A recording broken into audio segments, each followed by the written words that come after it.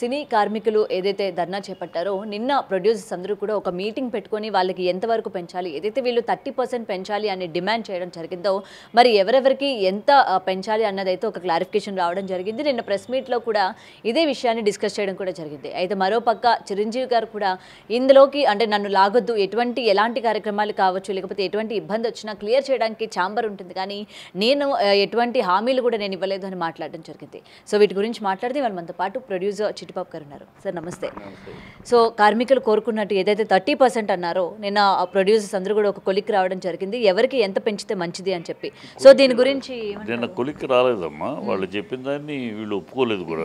Federation ఎందుకు ఒప్పుకోలేదంటే వాళ్ళు ఏదో కంటి తుడుపు చర్యలాగా అన్నారని వాళ్ళ ఫీలింగ్. 22,000 పై ఉండే వాళ్ళకి 15%, మళ్ళీ వచ్చే సంవత్సరం 5%, అలాగే 1000 లోపు ఉండే వాళ్ళకి ఇప్పుడు 20%, వచ్చే సంవత్సరం ఏమీ లేదు, ఆ తర్వాత సంవత్సరంకు 5%. ఇవన్నీ వాళ్ళు అడుగుతుంది. It is a promise by the chamber.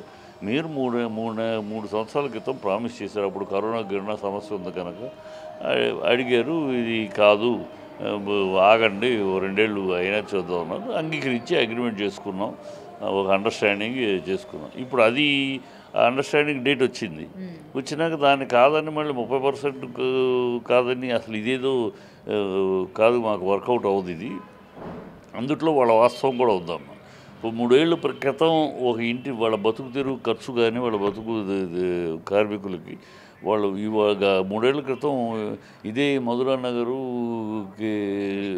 కృష్ణానగరు, Srinagar colony ఈ చోట్లలో జూబ్లీహిల్స్ కింద సైడ్ 10,000 12,000 పెడితే సింగిల్ బెడ్రూమ్ దొరికేది. సో చక్కగా దొరికేది. ఇవాళ 20,000 17,000 పెడితే కానీ సింగిల్ బెడ్రూమ్ దొరకట్లా.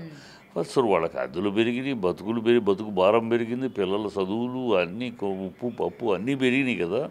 సో మా పెరిగిన ప్రకారం మాకు 3 సంవత్సరాలకు ఇవ్వాల్సింది ఇప్పుడున్నా కాస్త మేము ఉపశమనం అవుద్దని వాళ్ళ కోరిక. దాంట్లో అన్యాయమనో గానో అదేదో అనాలోచితమనో లేకపోతే ఇంకో రకంగానో అనటానికి లేదు, కానీ అడిగింది వాస్తవం.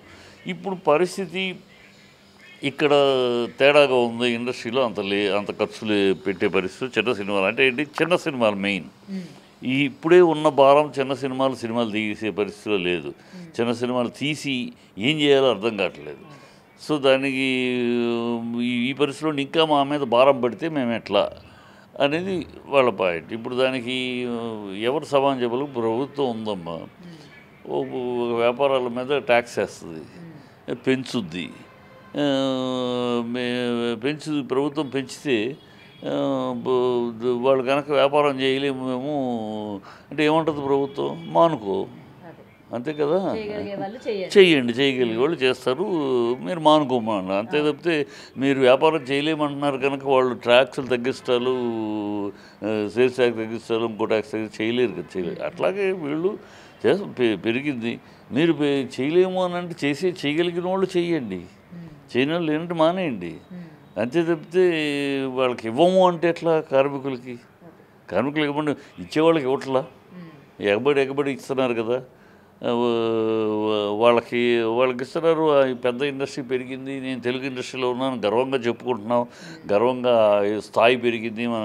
ఆ స్థాయి పెరగడం అనేది కేవలం హీరోయిన్ డైరెక్టర్లే కాదు కదమ్మా, ఈ 24 క్రాఫ్ట్స్ కూడా కదా. వీళ్ళు అందరూ కలిస్తేనే కదా సినిమా. వాళ్ళు లేకుండా ఓన్లీ డబ్బు పెట్టే ప్రొడ్యూసర్ను హీరోయిన్ డైరెక్టర్ ఉంటే అయిపోద్దా? అవదు కదా, వీళ్ళందరూ కావాలి కదా. అట్లాగే వీళ్ళందరూ ఉన్నంత మాత్రం అయిపోద్దా? ప్రొడ్యూసర్ లేకుండా ఖచ్చితంగా ప్రొడ్యూసర్ కావాలి. సో ఈ రెండు సమన్వయపరుచుకోవాలి. ప్రొడ్యూసరు కావాలి, కార్మికుల వేతనాలు కావాలి. దీన్ని 2 రకాలుగా ఆలోచించి ఇద్దరు ఒక అడుగు అడ్జస్ట్ అవ్వాలి. చిన్న సినిమాలు ఈ ఫెడరేషను నేను కోరుకుంటుందాన్ని మీరు 30% పెంచమని అడగండి, తప్పులేదు. కానీ 2 లేయర్లు పెట్టండి. చిన్న సినిమాలు అంటే 10 కోట్ల లోపు చేసే సినిమాలు, గతంలో 10 కోట్లు చిన్న 5 కోట్లలో తీసే సినిమాకి 20% కన్సెషన్ అన్నారు. ఆ కన్సెషన్ వద్దు, కన్సెషన్ ఇవ్వక్కర్లా. ఇప్పుడు 5 ఏళ్ళకి ఏమి ఊరిన పేరుకి కానీ ఎవడు కన్సెషన్ ఇవ్వాల. సో అలా వద్దు. 10 కోట్ల సినిమాకి మేము ఈ రెమ్యునరేషన్లో పనిచేస్తాం. ఆ పైన 15 కోట్లు, 20 కోట్లు, 50 కోట్లు, 100 కోట్లు, 500 కోట్లు వాళ్ళు చేసేవాళ్ళు 30% ఇవ్వమానండి. ఏ వాళ్ళకి 100 కోట్లు ఇదెంత మొత్తం సినిమాకి 1.5 కోటి అవుద్ది. ఇంక 80 ఎక్కువ రోజులు అయితే 2 కోట్లు అవుద్ది. 100 కోట్ల సినిమాకి 2 కోట్లు ఏముంది? ఎవడికో పెద్దవాళ్ళకు ఒక ఇద్దరికి తగ్గిస్తే సరిపోయింది కదా. సో అక్కడే మాత్రమే మాట్లాడలేము, అక్కడ వాళ్ళ డిమాండ్ కనుక మాట్లాడలేము. మేము డిమాండ్ కాదు కనుక, మాది డిమాండ్ కనుక ఈ పర్టికులర్ లైట్ మెన్నే కావాలి, ఈ పర్టికులర్ ఏ కావాలని డిమాండ్ మాకు లేదు కనుక మమ్మల్ని ఎక్స్ప్లాయిట్ చేస్తారా? డిమాండ్ ఉంది కనుక వాళ్ళు ఏమడిగినా ఒక హీరోయిన్కి 4గురిని ఇస్తారు. ఒక హీరోయిన్ వస్తే హీరోయిన్ వెనకాల అసిస్టెంట్, క్యారీవ్యాన్స్ అన్నీ ఇస్తారు. అయితే 4 ఎందుకు? హీరోలకి హెయిర్ డ్రెస్ ఏంటమ్మా, వినటానికి వింతగా ఉంటుంది. వాళ్ళ హీరోయిన్కి హెయిర్ డ్రెస్కి ఒక అసిస్టెంట్. ఈ ఎక్స్ట్రా ఖర్చులు తగ్గించండి, కార్మికులకు ఇవ్వండి. ఎక్స్ట్రా ఖర్చులు మీరు దూల కొద్దీ హంగామాల కోసం హీరోయిన్ని సాటిస్ఫై చేయడానికి, హీరోని సాటిస్ఫై ఇష్టం వచ్చేట్టు అడ్డదిడ్డంగా ఎందుకు చేయాలి? వాళ్ళకి ఇవ్వండి. మిగతా లాంగ్వేజెస్లో లేదే, మన లాంగ్వేజెస్లో ఈ దౌర్భాగ్యం ఎందుకు? మిగతా లాంగ్వేజ్లో ఎలా మనం ఇదే హీరోయిన్లు మన దగ్గర చేస్తారు, అది అంటారు, ఇది అంటారు అక్కడ. మరి మిగతా లాంగ్వేజ్లో చేయమనండి, తమిళనాడులో కానీ చేయరే. అక్కడ కుక్కిన పెయిన్లాగా ఉంటారు, ఇచ్చింది పుచ్చుకుని చేస్తారు. మనకెందుకు అది లేదు? మనకు అలసత్వం మనం ఎందుకు చూపిస్తున్నాం? సో ఎక్కడ కంట్రోల్ చేయాలి? కాస్ట్ పెరుగుతుంది, ఎక్కడ కంట్రోల్ చేయాలి అది వదిలేసేసి కార్మికులకు పెట్టే ఒక ముద్ద కోసం ఇంత హంగామా ఏంటమ్మా? కార్మికులు పెట్టే ఒక ముద్ద కోసం అది ఆలోచించాలి. కార్మికులు కూడా మీరు అడుగుతుంటే ఈ 2 లేయర్లు చెప్పండి. మేము చిన్న సినిమాలు ఇలాగే చేస్తామండి. చిన్న సినిమా పెద్ద సినిమా ఎవరు డిసైడ్ చేస్తారు?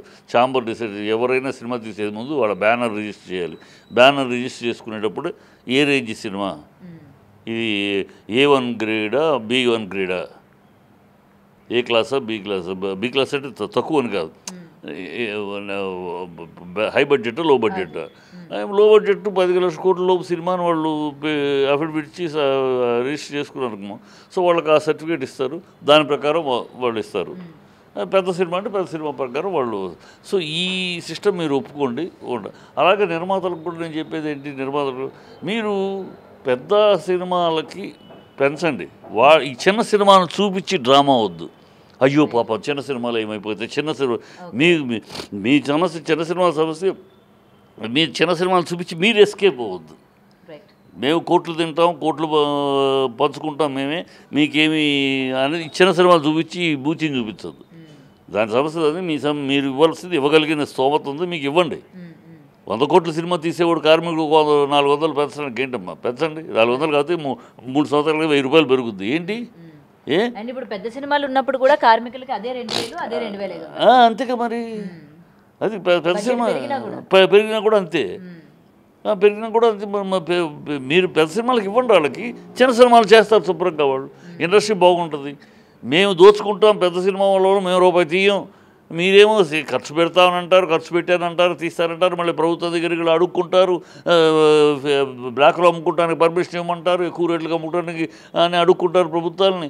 మీకు ఎట్లా ఉన్న సినిమా మీ పెద్ద సినిమాలకి శాటిలైట్ అని, అదని, ఇదని, ఓటీటీ అని మీకు ఎట్లా అయినా వెళ్తుంది. చిన్న సినిమాలకి ఏమీ లేవే, చిన్న సినిమాలకి ఏమీ లేవు కదా. అలాంటి శాటిలైట్ లేదు, ఏడు కొనేవాళ్ళు లేడు కనుక చిన్న సినిమా రిస్క్ చేస్తున్నాడు. వాడే ఇండస్ట్రీకి ఫుడ్ పెడుతున్నాడు. చిన్న సినిమా అనేది లేకపోతే ఇండస్ట్రీకి ఫుడ్ లేదు. ఈ పెద్ద సినిమాలు మొత్తం కలిపి 15-20 సినిమాలు సంవత్సరంలో వాళ్ళు బెటర్ ఇండస్ట్రీ మొత్తానికి. ఈ 150 సినిమాలు చిన్న సినిమాల వాళ్ళే పనులు ఇవ్వటం, ఫుడ్ పెట్టడం. సో కనుక వాళ్ళని కాపాడాలనే పాయింట్ అందరి మనసులో ఉంది కనుక దాన్ని ఆసరాగా తీసుకుని మీరు అది చూపించి మీరు ఎస్కేప్ అవ్వద్దు. మీరు ఇవ్వండి, మీరు పెద్ద సినిమాలు తీస్తున్నారు, తీసుకుంటే సంతోషం. కార్మికులు మీరు 30% పెంచి ఇవ్వండి. చిన్న సినిమాలు వాళ్ళు ఒప్పుకుంటారు, అయినా ఈ బడ్జెట్ సినిమాలకి మేము ఇలాగే తీసుకుంటాం.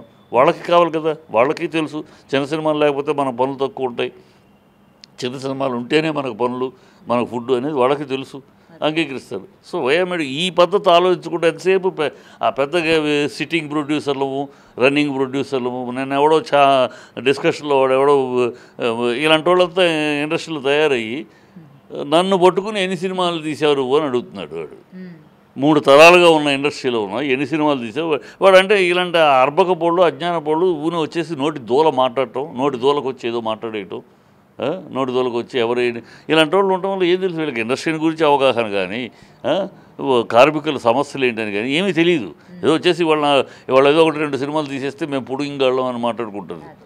సినిమా తీసే ప్రతోడు ఇండస్ట్రీ మీద అవగాహన ఉన్నవాడు కాదు అందుకని మేము పెద్దవాళ్ళు ఎవరు మాట్లాడలేదు. ఇవాళ కొత్తగా వచ్చారు పుట్టగొడుకులాగా వచ్చి ఏదో ఒకటి 2 సినిమాలు తీసేసి ఒక హిట్ ఒక ఫ్లాప్ ఏదో తీసేసి వాళ్ళు ఏదో పెద్ద పుడింగిలాగా ఇండస్ట్రీ ప్రతి గొప్ప మాట్లాడుతున్నారు కానీ కరెక్ట్ కాదు అది. స్కిల్ ఏంటి ఎవరి స్కిల్ నీ ప్రొడ్యూసర్కి నువ్వు సినిమాలు తీసి ఎంతమందికి స్కిల్ ఉంది? సినిమా తీసే స్కిల్ ఉందా? మీరు ప్రొడ్యూసర్స్ అనేది దీంట్లో సగం మంది ప్రొడ్యూసర్స్ ఎక్కడ ఉన్నారు? Project designers. నువ్వు కలిస్తే ఇంత కనుక నువ్వు ఇంత ఈ ప్రాజెక్ట్ చెప్తే మీరు సినిమా ప్రొడ్యూసర్ మీకు ఉందా? అటెండ్ అవ్వరా? వీళ్ళకి చెప్పుకుంటే ప్రొడ్యూసర్ అని అంటే సరిపోద్ది ఏంటి? నీకెంత స్కిల్ అంటే నా టెక్నీషియన్ స్కిల్ లేదు నువ్వు మాట్లాడితే నీకేం స్కిల్ ఉంది సినిమా తీయడానికి అసలు అని నేను అడిగితే నువ్వు ఎక్కడ పెట్టుకుంటారా? తప్పు మాట అది. స్కిల్ లేకుండానే ఇండస్ట్రీ నడుస్తుందా? ఈ స్కిల్ లేకుండానే మన తెలుగు ఇండస్ట్రీ టెక్నీషియన్ స్కిల్ లేకుండానే ప్రపంచ స్థాయికి వెళ్ళిందా? మీరు ఎక్స్ట్రా పెడుతున్నారు. ఉన్నాయి వేరే సమస్యలు ఉన్నాయి, ప్రొడ్యూసర్ సమస్యలు వేరే ఉన్నాయి. అది అటెండ్ చేయాలి ఖచ్చితంగా. ఈ టూ మచ్గా ఉన్నాయి ఫెడరేషన్లో కొన్ని డిపార్ట్మెంట్స్. వాటిని అవుట్డోర్కి వెళ్తున్నాము, ఫైట్ అంటున్నాము. ఫైట్ అంటే ఇక్కడ బయలుదేరటం కాడ నుంచి బేటాలు ఏంటి, ఇక్కడ నుంచి బయలుదేరటం కాడ నుంచి బేటా, ట్రావెలింగ్ బేటా, సిట్టింగ్ బేటా, అక్కడ షూటింగ్ స్టార్ట్ అయినాక మళ్ళీ బేటా. ఎందుకది? నువ్వు పనికి వస్తున్నప్పుడు అక్కడ నుంచి పని మొదలైన కాడ నుంచి నీకు బేటా శాలరీ కదా. ఇక్కడ నీ పని కోసం నువ్వు ట్రావెల్ చేస్తే నేను బేటా ఇవ్వటం నీకు ఇది అల్లుడు దర్జాలాగా. ఇవన్నీ ఆ గతంలో పట్టించుకోకుండా వదిలేశారు. అది ఇప్పుడు ఏకమేకీ కూర్చుంది. అవన్నీ కూర్చోబెట్టండి, ఈ అంగీకరించాం, ఈ ఒప్పుకోం. మీరు షూటింగ్ అప్పుడు అంతే. షూటింగ్ మీరు బయలుదేరి వస్తారు కనుక ఇంటి నుంచి హైదరాబాద్ నుంచి బయలుదేరడానికి రాజమండ్రికి నేను ఫ్లైట్ టికెట్లు కుదరదు, మీరు రావాలి అంతే. మేము టికెట్లు బుక్ చేస్తాం, రావాలి అంతే. మీ బేటాలు ఇవ్వం. ట్రావెలింగ్ బుక్ చేసే పని మాది బాధ్యత. అందుకని మీకు బేటాలు శాలరీలు ఖాళీగా ట్రావెలింగ్లో కూడా ట్రావెలింగ్ బత్తా ఇవన్నీ కుదరదు అని చెప్పాలి. అవి చెయ్యి. అలాంటివి ఉన్నాయి కొన్ని, కాదంటలా. అది ఖచ్చితంగా సరిదిద్దాల్సిన అవసరం ఉంది. ఈ స్టంట్ మాస్టర్ వస్తే ఆయన స్టంట్ మాస్టర్కి ఒక మేనేజర్ ఏంటి, ఒక స్టంట్ మాస్టర్ అసిస్టెంట్ ఉంటారు.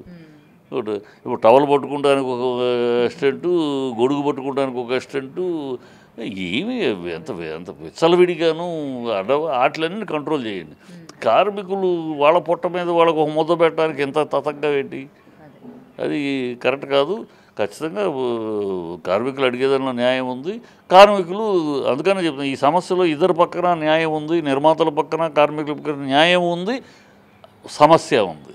సో ఇద్దరు రెండు ఆలోచించుకుని చేయాల్సిన పని. అది సమన్వయంగా కూర్చోబెట్టి మాట్లాడాలి. పాప చిరంజీవి గారు ఎందుకన్నారంటే, చిరంజీవి గారి చేతిలో ఆయన నిర్ణయానికి కంట్రోల్లో ఉండగలిగే సిచ్యువేషన్ కాదు. ఎందుకంటే ఈ అన్ని సంస్థలు 24 క్రాఫ్ట్స్ అందరూ కలిసి మాట్లాడి చేసుకుని అందరూ అంగీకారంతో చేయాలి. ఆయన చెయ్యండి అంటే చేసే పరిస్థితి కాదు. గతంలో ఏంటంటే దాసరి గారు అంటే అసలు ఇంత దూరం ముదరకుండా దాసరి గారు, రామానాయుడు గారు వీళ్ళందరూ, ఎంఎస్ రెడ్డి గారు వాళ్ళు పెద్దవాళ్ళు కనుక, వయసులో ఉన్న పెద్దవాళ్ళు వీళ్ళందరూ కనుక వాళ్ళు కూర్చొని పిలిచేవారు. ఈ కార్మిక నాయకులను అందరినీ పిలిచి కూర్చోబెట్టి ఆయన ఇంటికి పిలిచి కూర్చోబెట్టి మాట్లాడి ముదరకుండా ముందే సొల్యూషన్ అని చెప్పి చేసేవారు. ఇప్పుడు సొల్యూషన్ చెప్పడానికి ఆ పెద్దరికం చిరంజీవి గారు తీసుకున్నారు. కానీ బట్ ఆయన పాపం ఎవరిని సమర్థిస్తాడు? ఆయనలో ప్రొడ్యూసర్ ఉన్నాడు, ఆయనలో ఆర్టిస్టు ఉన్నాడు కదా. ఇప్పుడు ఇటంటే విడవమంటే పాము కోపం పాపం ఆయన మధ్యలో ఇరుక్కుని ఆయన మొదటి నుంచి ఒక రకంగా ఉండేవారు. సడన్గా ఇప్పుడు ఆయన పెద్ద సీనియర్ అని చెప్పి ఆయన దగ్గరికి వెళ్ళారు. కానీ అది చాలా ఇబ్బందికరంగానే ఉంటుంది పాప ఆయనకి. అందుకనే ఆయన ఏమి స్టేట్మెంట్ ఇవ్వకుండా అదే ఆయనతో ఆయన పాప అలాంటి వాళ్ళకి బాధ ఏంటంటే ఆయన దిగ్గానే ఆయన ఇచ్చేశారు, హామీ ఇచ్చేశారు. ఆయన ఏమి ఇవ్వలా పాపం. మీతో మాట్లాడాను, వాళ్ళతో కూడా మాట్లాడినాక 3 రోజులు టైం ఇస్తాను, తర్వాత సర్దుకుంటే సరి, లేకపోతే ఆ తర్వాత మాట్లాడతా అన్నాడు. ఆయన చాలా గౌరవంగా మాట్లాడారు. దాన్ని ఇమీడియట్గా ఆయన ఇచ్చేశారు, హామీ ఇచ్చేశారు. 30% పెంచడానికి వీళ్ళు ఇష్టం ఈ దాంతో ఆయనకి ఇబ్బందికర కదా పాపం. రేపు ఏదైనా తేడా జరిగితే చిరంజీవి గారు అన్నారు మళ్ళీ మాట తప్పారు ఇవన్నీ వస్తాయి. సో అందుకని ముందు స్టేట్మెంట్ ఇచ్చేసాడు, ఆయన ఎక్కడ ఎవరికి ఏమీ అవ్వలేదు, నా హామీ ఇవ్వలేదు అని. అది వస్తుంది, అది నార్మల్ అనుకో, అది తట్టుకోవాలి. ఆ సీట్లో కూర్చోవాలంటే, ఆ పెద్దరిగా సీట్లో కూర్చోవాలంటే ఇవన్నీ తట్టుకోవాలి. తట్టుకునే ఆయన డెలికేట్ మనిషి పాపం. చిరంజీవి గారు చాలా డెలికేటు.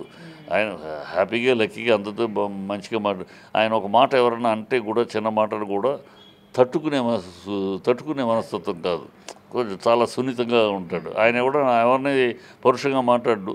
ఎవరన్నా ఆయన ఒక మాట పరుషంగా మాట్లాడితే డైజెస్ట్ చేసుకోలేడు, ఏదో అన్నాడు ఆయన పట్టించుకోలేడు, ఆయన అని వదిలేయలేడు.